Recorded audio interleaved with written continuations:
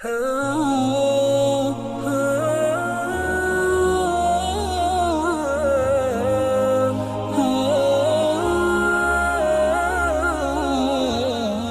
تو اس کے بعد نبی کریم صلی اللہ علیہ وسلم جو ہیں وہ پہلے آسمان پہ پہنچتے ہیں، اور وہاں سے پکارنے والا پکارتا ہے کہ جبرائیل علیہ السلام جو ہیں پکارتے ہیں دروازے کو کھلوانے کے لیے. تو آگے سے پوچھا جاتا ہے کہ آپ کون ہیں؟ تو وہ اپنا تعارف کراتے ہیں کہ میں جبرائیل ہوں. تو وہ کہتے ہیں اور آپ کے ساتھ کون ہیں؟ تو انہوں نے کہا یہ محمد عربی صلی اللہ علیہ وسلم ہیں جو میرے ساتھ ہیں. تو آگے سے پوچھا جاتا ہے کہ کیا وہ خود آئے ہیں یا ان کو بلایا گیا ہے، یعنی کہ ان کو انوائٹ کیا گیا ہے، کوئی انویٹیشن پہ وہ آ رہے ہیں؟ تو کہا جاتا ہے کہ نہیں، ان کو بلایا گیا ہے. سو دیٹ مینس کہ باقاعدہ یہ ایک انویٹیشن تھا نبی کریم صلی اللہ علیہ وسلم کے لیے کہ جس کے اوپر وہ پھر اس سفر پہ جاتے ہیں. تو یہ کہنے کے بعد مرحبا کہا جاتا ہے، ویلکم کیا جاتا ہے، اور آسمان کا دروازہ جو کھول دیا جاتا ہے. پہلے آسمان پر حضرت محمد صلی اللہ علیہ وسلم کی جو ملاقات ہے وہ ہوتی ہے حضرت آدم علیہ السلام سے. حضرت آدم علیہ السلام پہلے آسمان پہ ان کو ملتے ہیں، مرحبا جو ہے یا بنیا کہتے ہیں، اپنا بیٹا کہہ کے مخاطب کرتے ہیں. اور اس کے بعد نبی کریم صلی اللہ علیہ وسلم ان سے ملاقات کرتے ہیں، ایک دو مشاہدات کرتے ہیں وہاں پہ، اور پھر اس کے بعد اگلے آسمان کی طرف سفر کرتے ہیں.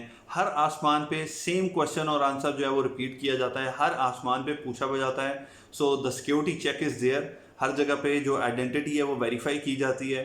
حضرت جبرائیل علیہ السلام اپنا بتاتے ہیں، پھر پوچھا جاتا ہے آپ کے ساتھ کون ہے، اور پھر پوچھا جاتا ہے کہ ان کو انوائٹ کیا گیا ہے. تو یہ سب کرنے کے بعد پھر دروازہ کھلتا ہے. تو دوسرا جو آسمان ہے وہاں پہ وہ جب جاتے ہیں تو حضرت عیسیٰ اور حضرت یحییٰ علیہ السلام جو ہیں، یہ دونوں کزن ہیں، ان سے ملاقات ہوتی ہے.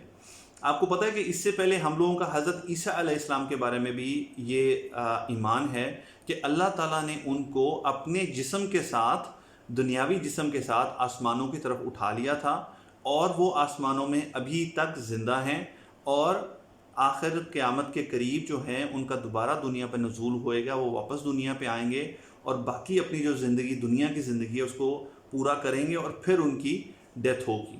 اور ایون یہاں تک ہے کہ ان کی جب ڈیتھ ہوگی تو ان کو نبی کریم صلی اللہ علیہ وسلم کے ساتھ دفن کیا جائے گا اس جگہ پہ. تو صرف فرق جو ہے وہ صرف اتنا تھا کہ نبی کریم صلی اللہ علیہ وسلم اپنے جسم کے ساتھ آسمانوں پہ گئے اور وہ اسی وقت واپس آ گئے، اور حضرت عیسیٰ علیہ السلام جو ہیں آسمانوں پہ گئے اور اللہ ان کو ایک مقررہ وقت پہ واپس بھیجے گا. سو اس میں اتنا حیرت والی تو بات ہی نہیں ہے، کیونکہ حضرت عیسیٰ علیہ السلام کے بارے میں تو اور بھی جو کرسچنز ہیں وہ ابھی بھی یہ ایمان رکھتے ہیں کہ ان کی واپسی ہوگی. تو اللہ تعالیٰ کے لیے یہ ایک ایسی بات ہے کہ جس کو لیے ہمارے لیے بہت بڑی چیز ہے، لیکن اللہ تعالیٰ کے لیے ایک معمولی بات ہے. اور حضرت عیسیٰ اور حضرت یحییٰ سے ملاقات ہوتی ہے. پھر وہ جاتے ہیں تھرڈ ہیون کے اوپر، وہاں پہ حضرت یوسف علیہ السلام سے ہوتی ہے، اور نبی کریم صلی اللہ علیہ وسلم فرماتے ہیں کہ اتنے جو حضرت یوسف علیہ السلام ہیں ان کے حسن کے بارے میں، اور وہ اتنا ہینڈسم اللہ تعالیٰ نے ان کو بنایا ہے کہ نبی کریم صلی اللہ علیہ وسلم فرماتے ہیں کہ آدھا جو حسن ہے دنیا کا وہ اللہ تعالیٰ نے حضرت یوسف علیہ السلام کو دیا، اور باقی آدھا جو ہے وہ باقی کی دنیا میں بانٹا اللہ تعالیٰ نے. تو سبحان اللہ، اللہ تعالیٰ نے ہر اپنے نبی کو ایک خاص جو ہے وہ شان کے ساتھ پیدا کیا. فورتھ ہیون پہ حضرت ادریس علیہ السلام کے ساتھ ان کی ملاقات ہوتی ہے، اور ففتھ ہیون پہ حضرت ہارون علیہ السلام جو کہ حضرت موسیٰ علیہ السلام کے بھائی ہیں. اس کے بعد وہ آگے بڑھتے ہیں سکس پہ. تو سکس پہ اللہ تعالیٰ کے انتہائی جلیل القدر کلیم اللہ، جنہوں نے دنیا کے اندر اللہ تعالیٰ سے کلام کیا، حضرت موسیٰ علیہ السلام، ان کے ساتھ ملاقات ہوتی ہے. اور حضرت موسیٰ علیہ السلام کے ساتھ جب ملاقات ہوتی ہے نبی کریم صلی اللہ علیہ وسلم کی، اور وہ پھر اگلے ہیون کی طرف ٹریول شروع کرتے ہیں، تو حضرت موسیٰ علیہ السلام جو ہیں ہی جسٹ اسٹارٹ کرائنگ. تو جب ان سے پوچھا جاتا ہے تو وہ کہتے ہیں کہ یہ نوجوان میرے بعد آیا، یعنی حضرت محمد صلی اللہ علیہ وسلم کے بارے میں کہتے ہیں کہ یہ نوجوان میرے بعد میں آیا، لیکن اس کی امت جو ہے وہ میری امت پہ سبقت لے جائے گی. یعنی ہر چیز میں ان نمبرز وہ زیادہ ہوں گے، in virtue they will be more. And even جب قیامت کے دن حساب کتاب کا وقت آئے گا اور حساب کتاب شروع کیا جائے گا، تو پھر اس وقت بھی جو نبی کریم صلی اللہ علیہ وسلم کی امت ہے وہ جو ہے وہ سب سے پہلے اس کا حساب کتاب کیا جائے گا اور وہ فارغ کیے جائیں گے. It's heaven. آسمان کو ہیون بھی کہا جاتا ہے. So it's heaven, not that heaven جس کو ہم جنت کہتے ہیں. آسمان کے لیے ہیون کا ورڈ بھی یوز ہوتا ہے. اچھا جی، اس کے بعد وہ آگے بڑھتے ہیں اور ساتویں آسمان پہ جاتے ہیں. تو ساتویں آسمان پہ ان کو ملتے ہیں حضرت ابراہیم علیہ السلام. اب حضرت آدم علیہ السلام جو ہے وہ ان کو پیارا بیٹا کہہ کے مخاطب کرتے ہیں، اور حضرت ابراہیم علیہ السلام جو ہیں وہ ان کو بیٹا کہہ کے مخاطب کرتے ہیں. باقی سب جو ہیں وہ بھائی، ہمارا نبی بھائی کہہ کے مخاطب کرتے ہیں. کیوں؟ کیونکہ حضرت ابراہیم علیہ السلام بھی جو ہیں وہ نبی کریم صلی اللہ علیہ وسلم جو ہیں وہ ان کی نسل میں سے ہیں. آپ کو پتہ نا، حضرت ابراہیم کے بعد حضرت اسماعیل، اور پھر حضرت اسماعیل علیہ السلام کی پروجنی میں سے ہمارے پیارے محمد صلی اللہ علیہ وسلم جو ہیں وہ پیدا ہوئے. تو اس طرح ان کی وہاں پہ ملاقات ہوتی ہے 7ویں آسمان تک حضرت ابراہیم علیہ السلام سے، اور پھر وہاں پہ ان کو دکھایا جاتا ہے بیت معمور جو کہ 7ویں آسمان پہ ہے. اور اس کے بارے میں نریشنز میں آتا ہے کہ بیت معمور جو ہے وہ بالکل سیم گھر ایسا ہے کہ جیسا اللہ تعالیٰ کا گھر زمین پہ ہے، خانہ کعبہ، بعین ہی اس کے اوپر اگر ہم کسی طرح ٹریول کرتے جائیں اس گھر کے بالکل اوپر، اور آسمان کراس کرتے کرتے 7ویں آسمان پہ ہم لوگ پہنچ جائیں، تو وہاں پہ سیم جگہ پہ بیت معمور نام کا ایک گھر ہے جس کے اندر ہر روز 70,000 جو اینجلز ہیں وہ طواف کے لیے انٹر ہوتے ہیں وہاں پہ. اور جب وہ طواف کر کے وہاں سے نکلتے ہیں تو اس کے بعد اگلے 70,000 فرشتے جو ہیں وہ انٹر ہوتے ہیں، اور ایک دفعہ جو طواف کر لیتا ہے اس کی باری دوبارہ نہیں آتی. تو اللہ تعالیٰ کی سبحان اللہ اتنی زیادہ مخلوقات ہیں کہ آپ خود سوچیں کہ روز 70,000 اینجلز جو ہیں وہ وہاں پہ انٹر ہوتے ہیں طواف کے لیے، اور اس کے بعد ان کی باری نہیں آتی. ہر روز نئے فرشتے جو ہیں وہ آتے ہیں وہاں پہ طواف کے لیے. تو یہ طواف دن رات جو ہے وہاں پہ مسلسل جو ہے وہ چلتا جا رہا ہے، اور اس کا نام جو ہے بیت معمور کہا جاتا ہے. تو بیت معمور کے بعد نبی کریم صلی اللہ علیہ وسلم آگے بڑھتے ہیں تو وہ ایک بہت بڑا اور گھنا درخت دیکھتے ہیں، اور اس کے بارے میں نبی کریم صلی اللہ علیہ وسلم ڈسکرائب کرتے ہیں کہ اس کے جو پتے ہیں وہ اس طرح ہیں جیسے ہاتھی کے کان ہیں، اتنے اتنے بڑے پتے تھے اس کے. اور کہتے ہیں کہ وہ رائٹ سے لیفٹ سے جہاں سے بھی آپ دیکھنا شروع کریں تو ہمیں یہ پتہ نہیں چلتا کہ یہ درخت شروع کہاں سے ہو رہا ہے اور یہ ختم کہاں پہ ہو رہا ہے. اتنا ہیوج ٹری ہوتا ہے ایک وہاں پہ، اور اس کو کہا جاتا ہے سدرۃ المنتہا. منتہا ہم لوگ اردو میں بھی یوز کرتے ہیں نا، انتہا، سو دیٹس اے لمٹ، اس سے آگے پھر کوئی نہیں جا سکتا، یہاں تک جو ہے وہ جانے کی اجازت ہے صرف. تو سدرۃ المنتہا پہ پہنچنے کے بعد جو ہے پھر اللہ تعالیٰ سے نبی کریم صلی اللہ علیہ وسلم جو ہے وہ ہم کلام ہوتے ہیں. تو نبی کریم صلی اللہ علیہ وسلم وہاں پہ پہنچ کے اللہ تعالیٰ ان کو شرف بخشتا ہے کہ وہ ڈائریکٹ اللہ تعالیٰ سے بات کرتے ہیں، ان کو مخاطب کرتے ہیں، اور باقاعدہ نبی کریم صلی اللہ علیہ وسلم کی اور اللہ کی کنورسیشن ہوتی ہے. اور اس کنورسیشن کے اینڈ پہ اللہ تعالیٰ ان کو 2 گفٹ دیتے ہیں. ایک سورہ بقرہ کی آخری 2 آیات جو کہ آپ ضرور دیکھنا جا کے، آخری 2 آیات جو ہیں وہ اسپیشل اللہ تعالیٰ نے، باقی کا پورا کا قرآن جو ہے وہ زبین پہ نازل ہوا. یہ 2 آیات جو ہیں یہ روایات میں آتا ہے کہ اللہ تعالیٰ نے آسمان پہ بلا کے نبی کریم صلی اللہ علیہ وسلم کو دی. اور دوسرا جو گفٹ ہے وہ تھا 50 نمازوں کا گفٹ نبی کریم صلی اللہ علیہ وسلم کو. ابھی تک جو نمازیں ہیں میں نے آپ کو بتایا تھا کہ وہ ایسی پڑھی جا رہی تھی، فرض نہیں تھی، وہ اپنے طور پہ سب پڑھا کرتے تھے. نبی کریم صلی اللہ علیہ وسلم یہ سارا گفتگو کر کے اور یہ سب کچھ لے کے جب نیچے اترے تو 6 ہیون پہ حضرت موسیٰ علیہ السلام نے ان کو روک لیا اور ان سے پوچھا کہ کیا بات ہوئی آپ کو اور اللہ تعالیٰ نے کیا گفٹ کیا آپ کو. تو انہوں نے بتایا کہ اللہ تعالیٰ نے مجھے 50 نمازوں کا تحفہ دیا ہے.